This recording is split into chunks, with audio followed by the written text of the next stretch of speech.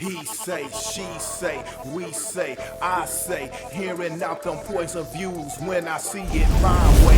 Yes it goes, yes it knows, maybe so's, probably not, shoulds and coulds, do's and don'ts, your wills and won'ts is how you rock. Politicians and religions, on your house or are you renting? Is you married, is you single, meta interest when you mingle, turn out to be someone you into, so how long before the bed get wrinkled? Children when they tripping, is it time out or do you whip them? Opinions and decisions, hunches, intuitions, may or may not get it, cause people's experience different. Check the prejudice at the door. Speak the time you give the flow. Tell the truth if it's sweet or sour, cause the hour we spitting that fire.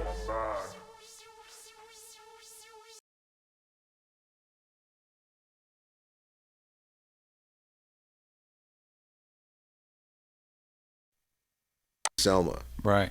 There was there was a rabbi. There was many people from the Jewish community doing the civil rights. I've always stated that. But that rabbi experienced Hitler and escaped Germany in time. And then came over and fought with us. So he didn't need an engraved invitation. 100% He right. saw the injustice and he showed up. And that's why we are brothers and members of the community. And the one point I was making when I was talking about this definitely isn't a comparison of oppression, but the same way that George Floyd, we can go outside. Let's not forget, and I'm aware, and I love this book because it details from a perspective from a young Jewish woman that not a few years ago, the energy of white supremacy entered a Pennsylvania synagogue and killed 11 people. Last year, a 19-year-old white supremacist spirit in San Diego, moments from here, went in and shot up a synagogue and killed members of the he killed the sister, one of our members of our synagogue in L.A. So it hurts very. So and you have there's also pain amongst us. You have New Zealand, the mosques that were the murders that were broadcast on social media in real time. And so I understand when you hear things that sound like rhetoric that are reminiscent of the Holocaust or reminiscent of. So we see that clipping, and we know that was the beginning of something that was going to spark anger with the powers that be. Considering the fact that the powers that be pays all of us, the overall laws and everything else. And I'm going to talk about something that is really probably get me demonetized, but I'm going to try to say it clean so that won't happen. All right, let's listen to the second clip. Here we go. These were community, because ultimately that's just what I was trying to get to, that idea of, because I gave my friend Griff the opportunity, because for 30 years he believes that he has been blackballed from entertainment.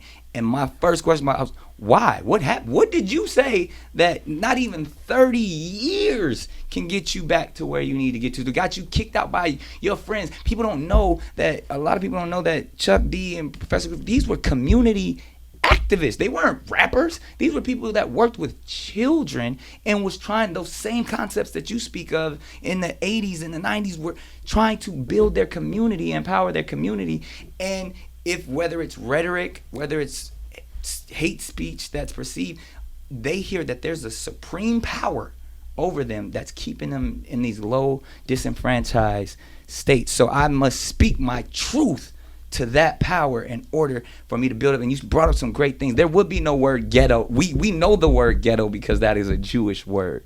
So we know, and you know about disenfranchisement, but from that same time as the originators of the ghetto, we also have to understand, for us, when we hear things like redlining and things like that, when it comes to capitalism, these are things where it's like, oh, I'm never going to be able to get out of the position that I am. So then all I can do is speak the truth that I know. The books that I've read, is like, I got to speak my truth to power. And even as a person who has individually succeeded with capitalism, none of us is great as all of us. I'm not successful until we all are successful. So everything that as I was listening to Nick Cannon speak, I'm understanding that he telling his story about the friends that he know, about trying to understand the oppression and the genocide of the Jewish community, okay?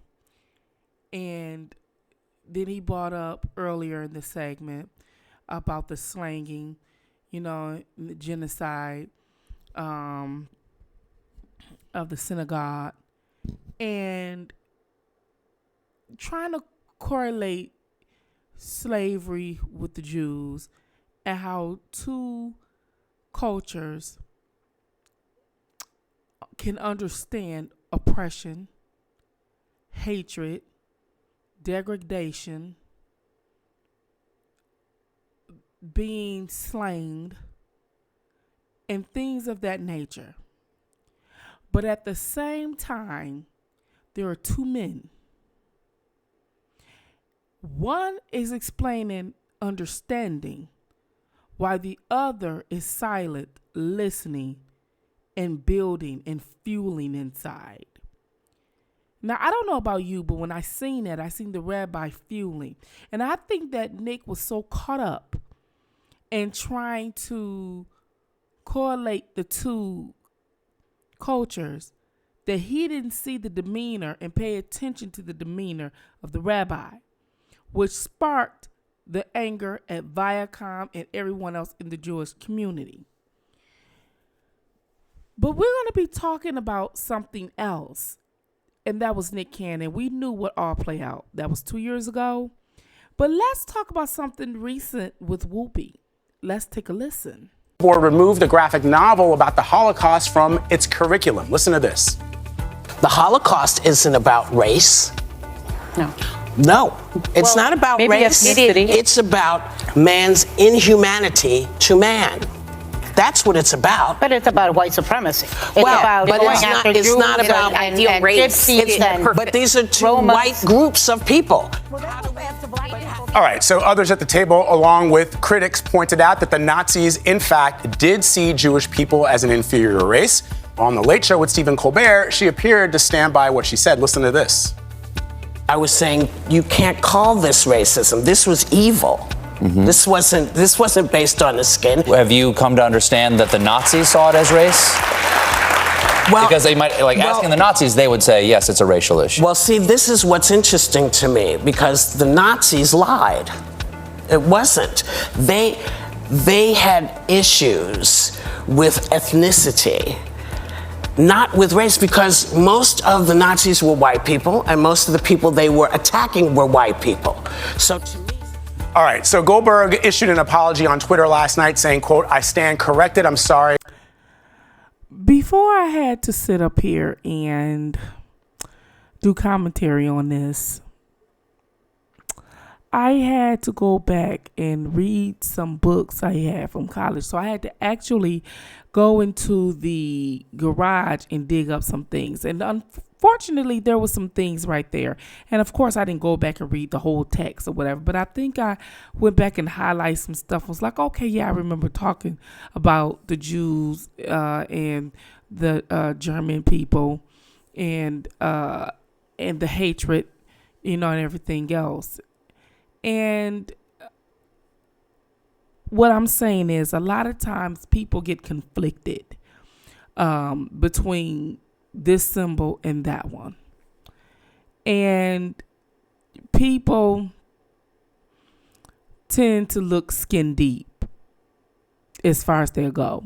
They see two people of the same color, and they think, okay, well, you white and you white, so it couldn't have been about race. Well, that there is just only, it's only skin deep, the color. That's just like saying Americans, Africans. I've never been to Africa. And if there were two people, who was at odds, it can be American Black and African Americans, true African Americans, and they're at odds. And people say, well, they both black, so it doesn't matter. Well, I understand what Whoopi was trying to say. I don't think she said it correctly, but I understand what she was trying to say. She was saying, you're white and you're white, so it couldn't have been about race. But a lot of times you can have the same skin color, but they call other things part of your race. It goes deeper than skin. It goes by bloodline. So if the Jews was practicing their religion different than the Christians, and the bloodline of that was different, they called that a whole different race, regardless if the skin color is the same or not. You know, that's just like saying light skin, black, and brown skin. You're still considered black because they say you have 1 ounce of black blood, right? You're still considered black.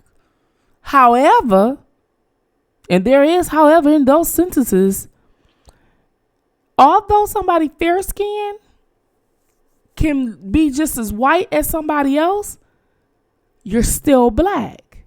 You get what I'm saying? It's about the bloodline. And that's why I think Whoopi was, forgot. But I understood what she was saying. It couldn't have just been about just the color of someone's skin. And she was right there. Regardless of what we want to believe about it, she was right there. But it had to be something deeper than that. And I think that if she would have said it a whole different way, it probably wouldn't have came out like that. Because she just said, oh, it wasn't about race.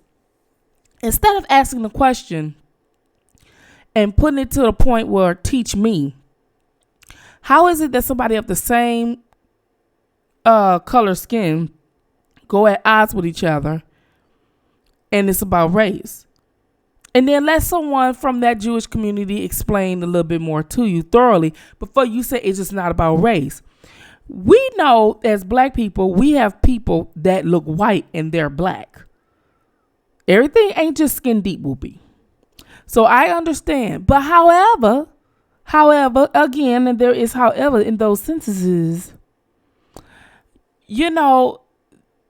Jewish community owns your media, and they own a lot of law firms, and they own your government. Yes, because these are the lawyers that represent all of us. And they do not, and they spend a lot of money protecting